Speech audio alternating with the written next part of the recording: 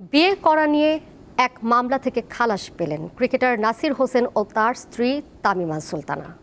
ঢাকার অতিরিক্ত মুখ্য মহানগর হাকিম দুপুরে এই রায় ঘোষণা করেন। এতে আসামি পক্ষের আইনজীবী সন্তুষ্ট হলেও উচ্চ আদালতে যাওয়ার কথা জানিয়েছেন বাদী পক্ষের আইনজীবী। জাতীয় দলের সাবেক ক্রিকেটার ঘরোয়া পর্যায়ে এখনো 22 গজে ব্যাট বল চালিয়ে যাচ্ছেন। মাঠের পারফরমেন্স যেমনই হোক, বিয়ের পর এক মামলায় ক্লিন বোল্ড হওয়া থেকে বেঁচে গেলেন নাসির হোসেন।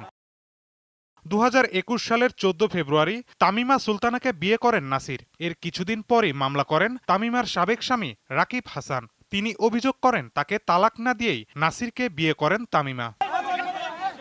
অবশেষে নির্বিঘ্নে সংসার চালিয়ে যেতে আইনি বাধা কাটালেন এই দম্পতি। মামলায় বেকসুর খালাস পেয়েছেন তারা।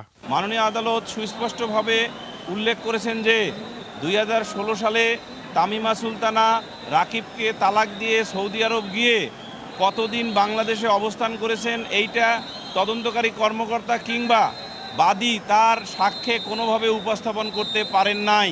বাদী পক্ষের আইনজীবী জানান তারা উচ্চ আদালতে যাবেন। আদালত এই সাক্ষ্য প্রমাণগুলোর বিষয়ে কোনো ধরনের পর্যালোচনা না করে, জুডিশিয়াল মাইন্ড অ্যাপ্লাই না করে এরকম একটি রায় দিয়েছেন, যেই রায়ে আমরা সবাই সংক্ষুব্ধ। আমি মনে করি অপরাধীদেরকে ছেড়ে দেওয়া বাদীর সাথে অন্যায় করার শামিল। টাকা যার আছে, ক্ষমতা যার আছে, পাওয়ার যার আছে, তারই বিচার আছে। আমাদের মতো সাধারণ মানুষের পক্ষে কোনো বিচার আশা করা যায় না। পরবর্তী আমরা আপিলে যাব ইনশাআল্লাহ। অভিযোগ প্রমাণিত হলে নাসিরের সর্বোচ্চ 7 এবং তামিমার সর্বোচ্চ 21 বছরের কারাদণ্ড হতে পারত। তবে আদালতের বিচারে তারা দুজনই নির্দোষ প্রমাণিত হয়েছেন। মাহিদুর রহমান, দীপ্ত সংবাদ, ঢাকা।